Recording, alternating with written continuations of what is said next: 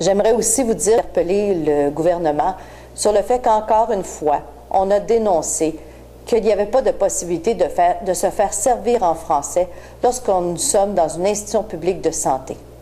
On l'a vu, il y a quelques semaines, j'ai posé des questions au gouvernement concernant l'hôpital Royal Victoria, où un homme de Hochelaga-Maisonneuve m'avait interpellé parce que sa mère ne pouvait recevoir de services en français.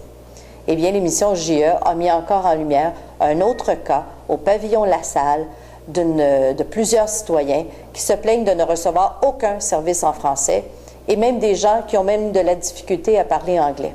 C'est totalement inacceptable. Le gouvernement paie des services de santé dans ces institutions. Il faut s'assurer que l'on puisse recevoir des services en français partout à Montréal. Et je vous demande d'être alerte, même dans notre quartier. Il faut refuser l'affichage exclusivement en anglais et j'en vois apparaître dans notre quartier et je vous invite à le dénoncer à l'Office québécois de la langue française.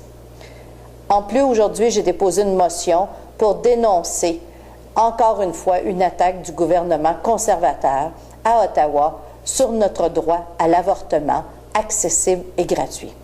Encore une fois, il y a une motion, la motion M312, d'un député conservateur qui vient remettre encore en question le droit à l'avortement des femmes. C'est un fort appui unanime que j'ai reçu de l'ensemble des collègues de l'Assemblée nationale et nous dénonçons encore une fois, et nous devons poursuivre ce combat. Ce combat appartient à l'ensemble des Québécois et nous avons fait notre choix sur ce sujet. En terminant, je vous invite à participer à une rencontre qui aura lieu dimanche à l'église Sainte-Jeanne d'Arc sur l'avenir de nos églises. Vous savez, nous avons des bâtiments extraordinaires de notre patrimoine dans notre quartier. Nous avons beaucoup d'églises et dimanche, il y a une rencontre à l'église Sainte-Jeanne d'Arc à 1h et je vous invite à y participer. Que l'on soit croyant ou pas, il y a dans notre quartier des bâtiments importants que l'ensemble de notre population s'est donné au cours des 100 dernières années.